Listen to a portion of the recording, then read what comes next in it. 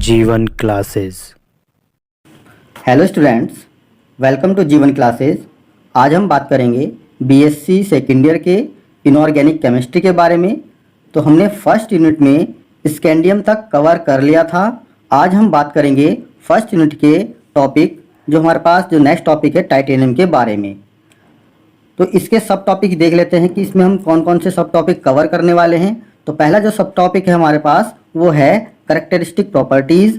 Second जो हमारे पास सब टॉपिक है वो है हमारे पास बाइनरी कंपाउंड। और जो नेक्स्ट टॉपिक होगा वो होगा हमारे पास कॉम्प्लेक्स फॉर्मेशन। आइए हम बात कर लेते हैं टाइटेनियम के फर्स्ट सब topic characteristic properties of titanium के बारे में। तो पहला जो इसका पॉइंट है वो है साइन, इसको हम टाइटेनियम जो है हमारे पास इसको Ti से डिनोट करते हैं। इसका जो एटॉमिक नंबर होता है, परमाणु क्रमांक होता है वो 22 होता है और यह है फोर्थ ग्रुप में प्रेजेंट होता है। और इसका जो आवर्त होता है वो भी फोर्थ होता है। इलेक्ट्रॉनिक कॉन्फ़िगरेशन के बारे में बात कर लेते हैं, जिसका इलेक्ट्रॉनिक कॉन्फ़िगरेशन है 1s2, 2s2, 2p6, 3s2, 3p6, 3d2 and 4s2। Electronic configuration of outermost shell, बाह्यतम कक्षा का इलेक्ट्रॉनिक विन्यास यहाँ पर हम देख लेते हैं। बाह्यतम कक्षा का जो इलेक्ट्रॉनिक विन्यास होता है 3d2, 4s2। बात कर लेते हैं नेक्स्ट प्रॉपर्टीज के बारे में। प्राप्ति ऑक्यूरेंस, जिसको इंग्लिश में ऑक्यूरेंस बोलते हैं। जो टाइटेनियम होता है यह प्रकृति में प्रचुर मात्रा में पाया जाता है। नेक्स्ट प्रॉपर्टीज के बारे में बात कर लेते हैं जो है घनत्व, इसको इंग्लिश में डेंसिटी बोलते हैं। परमाणु संख्या में वृद्धि के साथ परमाणु नाभिक आकर्षण बढ़ जाता है, जिससे परमाणु आयतन जो एटॉमिक वॉल्यूम होता है में कमी हो जाती है। फलतः यानी परिणाम स्वरूप जो घनत्व होता है उसमें दृष्टिगोचर वृद्धि हो जाती है। जो परमाणु आयतन है वो है 10.81 और जिसका घनत्व होता है वो होता है 4.53। नेक्स्ट प्रॉपर्टीज को हम देख लेते हैं जो है कि गलनांक तथा क्वथनांक। गलनांक को इंग्लिश में मेल्टिंग पॉइंट और तथा क्वथनांक को बॉइलिंग पॉइंट कहते हैं। जितनी भी धातुएं होती हैं वो सारी प्रबल धात्विक होती हैं। वो इसलिए होती हैं क्योंकि उनके अंदर प्रबल धात्विक बंध होते हैं, जिनको अंतराण्विक बल कहा जाता है। धातुओं का जो गलनांक होता है वो होता है 1667 डिग्री सेंटीग्रेड और जो क्वथनांक होता है जिसको बॉइलिंग पॉइंट बोलते हैं वो होता है 3285 डिग्री सेंटीग्रेड। आइए नेक्स्ट प्रॉपर्टीज़ के बारे में बात कर लेते हैं जो है धात्विक प्रकृति, जिसको इंग्लिश में मेटेलिक नेचर कहते हैं। सभी धातुओं में क्रिस्टल संरचनाओं में सामान्य धात्विक बंध के साथ साथ डी अतिव्यापन द्वारा सहसंयोजक बंध भी बनते हैं। जैसे कि आप यहाँ पर डायग्राम देख रहे हैं, यहाँ पर जो है ये डी ऑर्बिटल का डायग्राम है और ये भी डी ऑर्बिटल का डायग्राम है। ये आपस में अतिव्यापन इनका हो रहा है और इसी अतिव्यापन को बोलेंगे हम डी अतिव्यापन, जिससे इन संक्रमण धातुओं में परमाणु सामान्यतः की तुलना में अधिक प्रबल आकर्षण बल से बंध जाते हैं, जिसके कारण धात्विक प्रकृति ये शो करते हैं। आइए बात कर लेते हैं नेक्स्ट प्रॉपर्टीज के बारे में जो है परमाणुविक त्रिज्या, एटॉमिक रेडियाई। किसी आवर्त में बाएं से दाएं जाने पर तत्वों के नाभिकीय आवेश, जिसको इंग्लिश में न्यूक्लियर चार्ज बोलते हैं, की वृद्धि हो जाती है, जिसके कारण नाभिकीय आवेश बढ़ जाता है। अब जैसे जैसे आवर्त में बाएं से दाएं जाएंगे तो तत्वों के नाभिकीय आवेश जो होता है उसमें वृद्धि होती चली जाती है, जिसके कारण क्या होता है नाभिकीय आवेश बढ़ता चला जाता है। और जैसे ही नाभिकीय आवेश बढ़ेगा परमाणु त्रिज्याएं क्या हो जाएंगी, वो घट जाएंगी। तो बात कर लेते हैं टाइटेनियम की एटॉमिक रेडियाई के बारे में। तो टाइटेनियम की एटॉमिक रेडियाई जो होती है वो 1.47 होती है। नेक्स्ट जो प्रॉपर्टीज है वो है आयनिक त्रिज्या, जिसको आयनिक रेडियाई इंग्लिश में कहा जाता है। परिरक्षण प्रभाव, जिसको शील्डिंग इफेक्ट बोलते हैं, के कारण आयनिक त्रिज्याओं में अनियमित परिवर्तन होता है। जैसे कि टाइटेनियम +2, टाइटेनियम की आयनिक त्रिज्या जो होगी वो होगी 0.90। यहाँ पर आप डायग्राम देख रहे हैं, डायग्राम के थ्रू हम समझते हैं कि इनकी आयनिक जो रेडियाई होती है वो किस तरीके से परिवर्तित होती रहती है। यहाँ पर जो हम पॉइंट देख रहे हैं ये होता है नाभिक। नाभिक के चारों ओर इलेक्ट्रॉन चक्कर लगाते हैं। यहाँ पर हम n-1d कक्षक मानते हैं जिसमें इलेक्ट्रॉन मूव कर रहे हैं, और यहाँ पर जो है ये है outermost cell. Outermost cell में भी यहाँ पर इलेक्ट्रॉन प्रेजेंट होता है, और जो यहाँ पर d कक्षक है यहाँ पर भी इलेक्ट्रॉन प्रेजेंट होता है।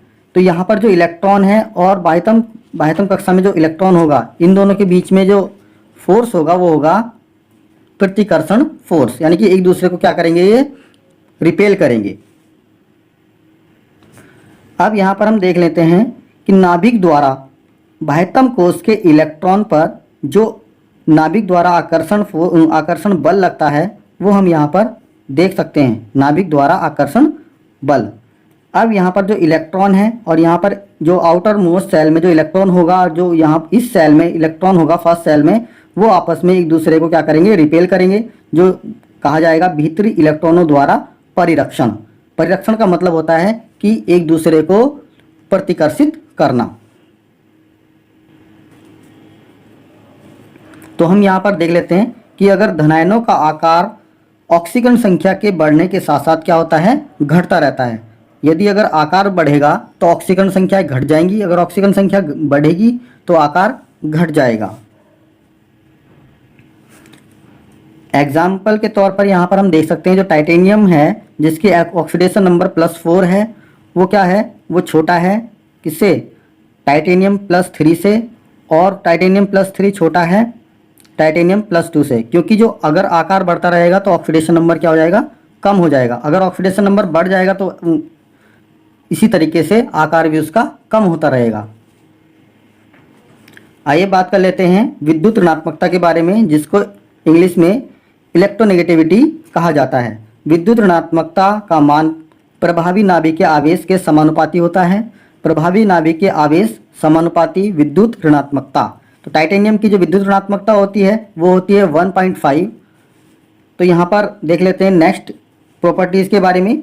रंगीन आयनों का बनना, फॉर्मेशन ऑफ कलर्ड आयन्स।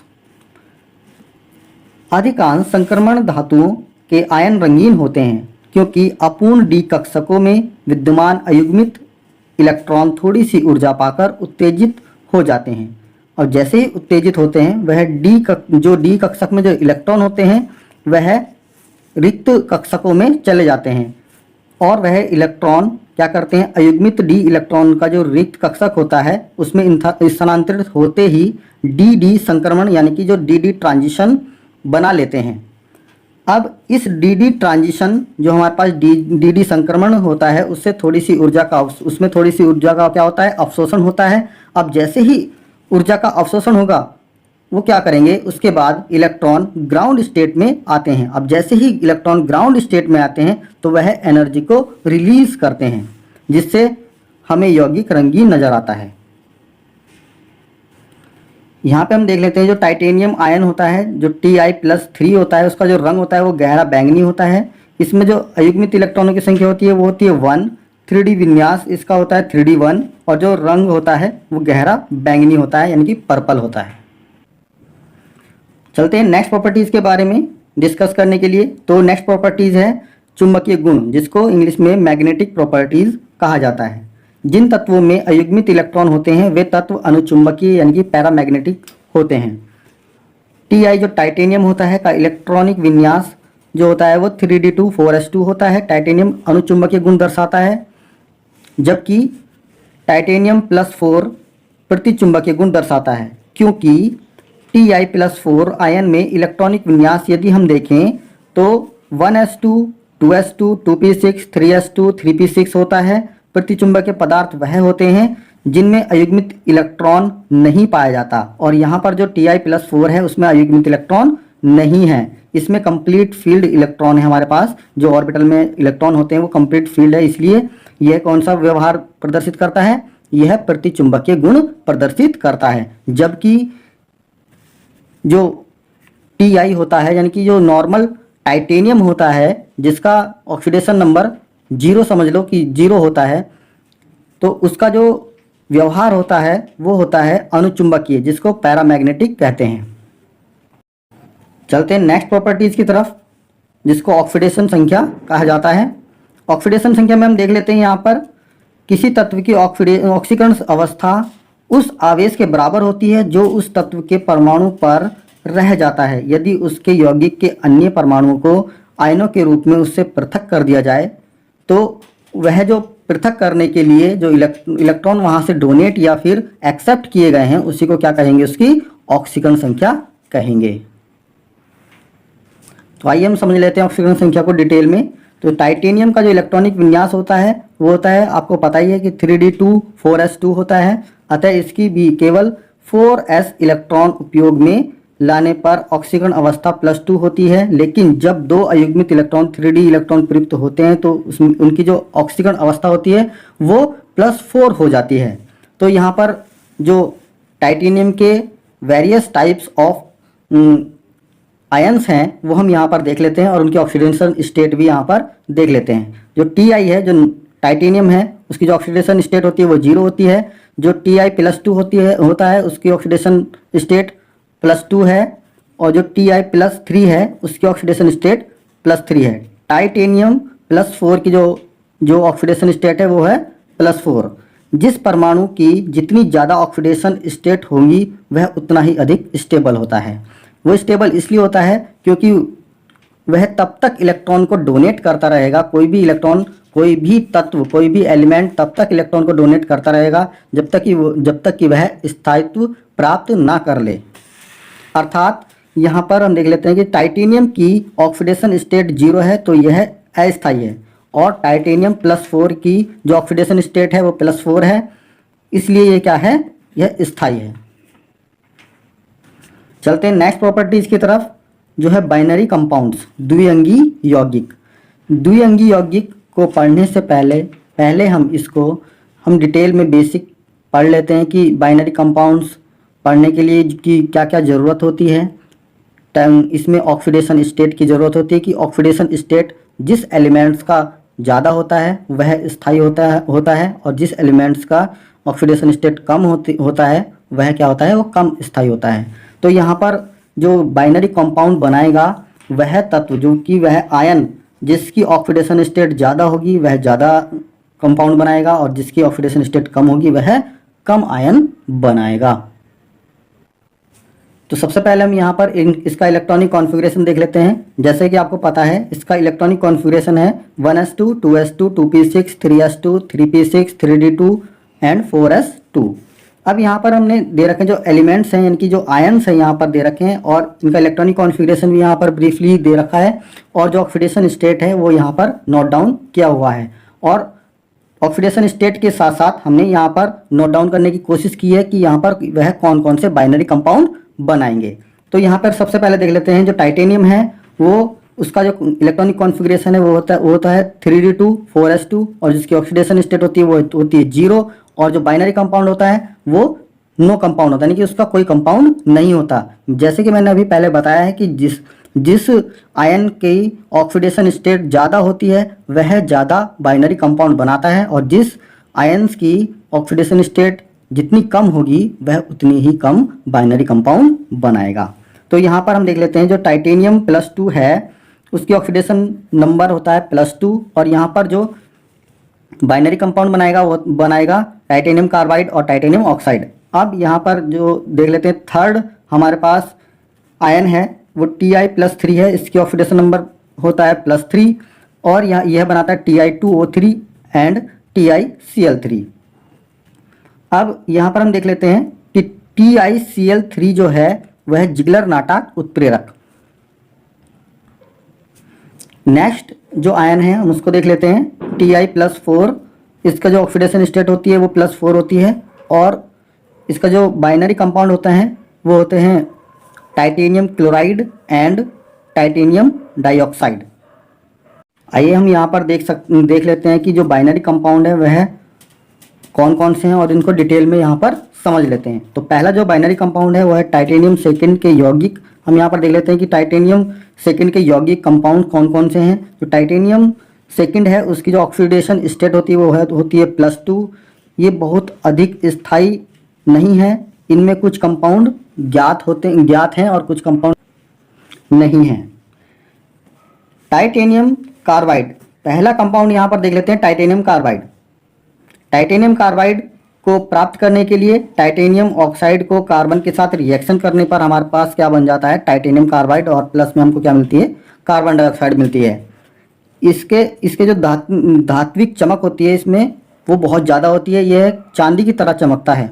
जो टाइटेनियम कार्बाइड होता है इसमें धात्विक चमक पाई जाती है, और ये क्या होता है, चांदी की तरह चमकता है, और यह विद्युत का सुचालक होता है, और एक बहुत ज़्यादा कठोर होता है। चलते हैं नेक्स्ट कंपाउंड की तरफ, जो है टाइटेनियम क्लोराइड, TiCl4। यहाँ पर जो कार्बन होता है उसका क्लोराइड के साथ प्रवाह करने पर जो टाइटेनियम ऑक्साइड है उसकी उपस्थिति में कार्बन में क्लोरीन का प्रवाह करने पर क्या बन जाता है, हमारे पास टाइटेनियम क्लोराइड बन जाता है। अगर हम टाइटेनियम ऑक्साइड को कार्बन के साथ रिएक्शन कराएं और वहाँ पर हम क्या कराएं, कार्बन पर हम क्लोराइड गैस को प्रवाहित कराएं, तो यहाँ पर हमको जो मिलता है वो मिलता है titanium chloride plus carbon monoxide. इसकी एक अन्य विधि भी है। हम यहाँ पर टाइटेनियम जो क्लोराइड है उसको हम रिएक्ट करा रहे हैं किसके साथ, कार्बन के साथ, सिंपल कार्बन के साथ, और जो क्लोरीन है उस गैस को हम प्रवाहित करा रहे हैं, तो तब भी हमारे पास बन जाता है टाइटेनियम क्लोराइड, और प्लस में हमको मिल जाती है कार्बन डाइऑक्साइड। और यह एक कलरलेस कंपाउंड होता है। चलते हैं नेक्स्ट कंपाउंड की तरफ, जो हमारे पास टाइटेनियम थर्ड के जो कंपाउंड है वो यहाँ पर हम देख लेते हैं। तो पहला कंपाउंड है हमारे पास टाइटेनियम क्लोराइड। टाइटेनियम क्लोराइड जो हमारे पास TiCl3 है, एक हमारे पास था TiCl4 और एक है हमारे पास TiCl3। TiCl3 है जिसको हम जिगलर नाटा उत्प्रेरक भी कहते हैं। और नेक्स्ट जो हमारे पास कंपाउंड है वो है टाइटेनियम हाइड्रोक्साइड, जिसका जो फॉर्मूला है TiOH का होल थ्राइस। नेक्स्ट जो हमारे पास कंपाउंड है वो टाइटेनियम ऑक्साइड है, Ti2O3। अब देख लेते हैं टाइटेनियम फोर्थ के कंपाउंड। टाइटेनियम फोर्थ के कंपाउंड हैं हैलाइड, ऑक्साइड, सल्फाइड, टाइनेटेड। तो यहाँ पर हम जो मोस्ट इंपॉर्टेंट है वो है ऑक्साइड। तो ऑक्साइड के बारे में यहाँ पर हम थोड़ा डिस्कस कर लेते हैं। TiCl4 जो टाइटेनियम क्लोराइड है उसको अगर हम वाटर के साथ रिएक्शन कराते हैं तो हमारे पास जो बन जाता है वो बन जाता है टाइटेनियम ऑक्साइड, और प्लस में हमको मिलता है हाइड्रोक्लोरिक एसिड। अब जो टाइटेनियम ऑक्साइड होता है वो 3 क्रिस्टलीय रूपों में क्या होता है, तो हो जाता है, वो बढ़ जाता है कि इसका 3 क्रिस्टलीय रूप होते हैं, रूटाइल, ब्रूकाइट और एनाटेज। जो हमारे पास एनाटेज और ब्रूकाइट है ये टाइटेनियम ऑक्साइड के क्रिस्टलीय रूप होते हैं। और जो टाइटेनियम ऑक्साइड होता है वो एक पाउडर के फॉर्म में होता है, जो जिसका कलर होता है श्वेत कलर, यानी कि वाइट कलर का होता है, और यह वाटर में सॉल्युबल होता है। बात करते हैं नेक्स्ट प्रॉपर्टीज़ के बारे में, जो है संकुल निर्माण यानी कि कॉम्प्लेक्स फॉर्मेशन। डी ब्लॉक्स के एलिमेंट्स जो कॉम्प्लेक्स बनाते हैं, वो जो एलिमेंट्स होते हैं उनमें डी ऑर्बिटल जो होते हैं n-1 वो आधे भरे हुए होते हैं, और इनकी जो ऑक्सीकरण अवस्था होती है वह भी भिन्न भिन्न होती है, जिसके कारण ये बहुत सारे प्रकार के क्या बनाते हैं, कंपाउंड्स बना लेते हैं। कॉम्प्लेक्स फॉर्मेशन इनका बहुत ज़्यादा होता है, जिसमें से कुछ कंपाउंड्स जो है हमारे पास वो है हमारे पास कॉम्प्लेक्स हैं। तो उसको हम देख लेते हैं कि कौन कौन से कॉम्प्लेक्स हमारे पास हैं। वैसे तो ये बहुत ज़्यादा कॉम्प्लेक्स बना लेते हैं। कुछ कॉम्प्लेक्स हैं जो कि आप अगर इनको याद कर लेते हो तो ये आपके एग्ज़ाम के लिए काफ़ी हैं। तो जो कॉम्प्लेक्स हैं वो हम देख लेते हैं कि